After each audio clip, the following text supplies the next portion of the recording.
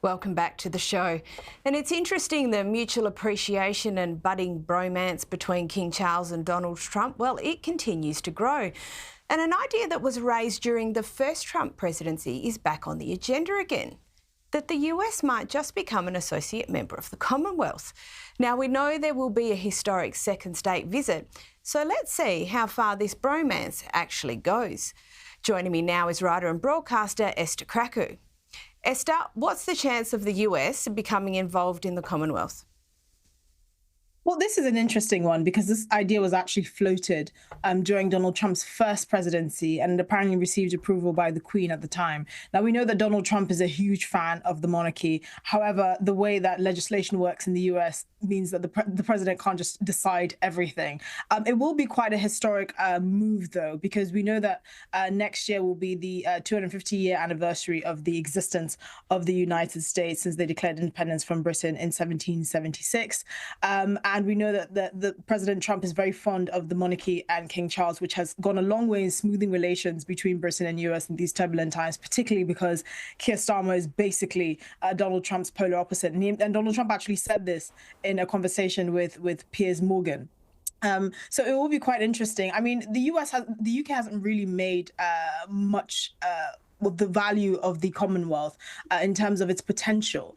So, I mean, if the US was to join this Association of Commonwealth countries, you would have a potential market, a free trade market value of about $41 trillion compared to the EU's $17 trillion. So that actually really changes the balance of things. The last 5 countries to have joined the Commonwealth have had no historical ties to the British Empire. So it is, growing in a positive direction because it's moving more from a sort of a historical association now to a modern day association of democracies.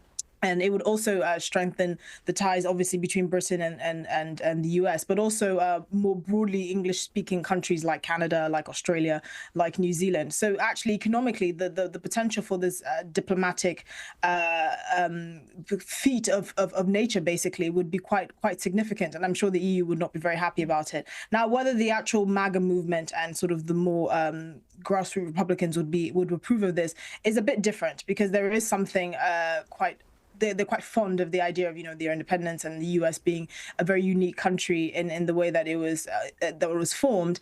And I'm not sure that many Americans would actually appreciate kind of almost having that historical link with the UK and the Commonwealth codified by them becoming associate members. However, we'll have to wait and see. It is an interesting idea. It would be quite a historic one, and I'm pretty sure Donald Trump is more looking towards his legacy and what that would mean for America's place in the world and Britain as a sort of diplomatic leader in terms of democratic values. But it would be the economic and security implications that would probably be more interesting.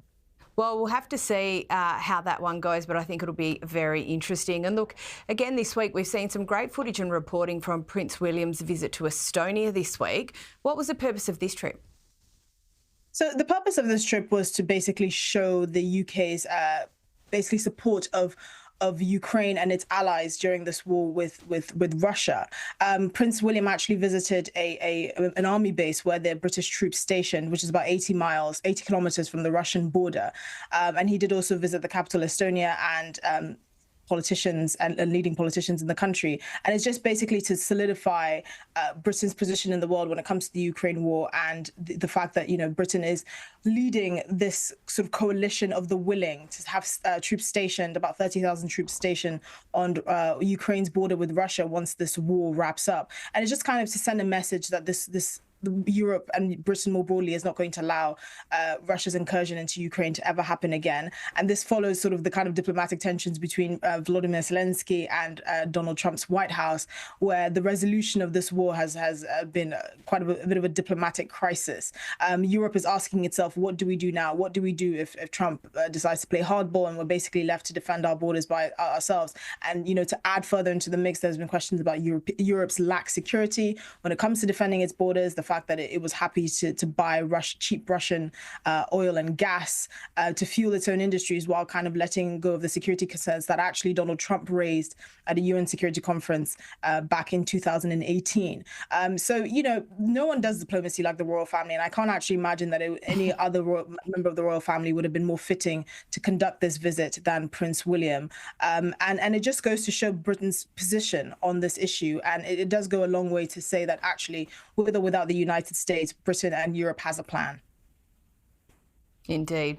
And look, another interesting report this week that's about the goings-on in the House of Lords. Apparently, not all of the royal family would be welcome to join them. Where do they draw the line and why?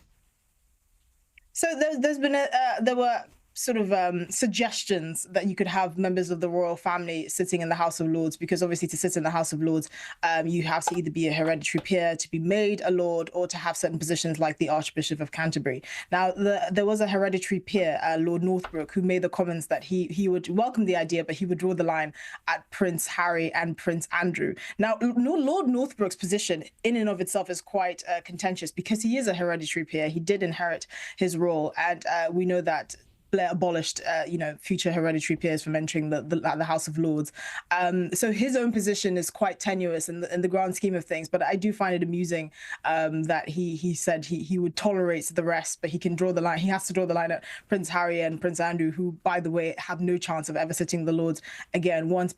Because Prince Andrew is completely disgraced and a headache for the royal family, and two, because Prince Harry is also, I suspect, in his own way disgraced, and obviously doesn't live here and doesn't have any ties to working royal life.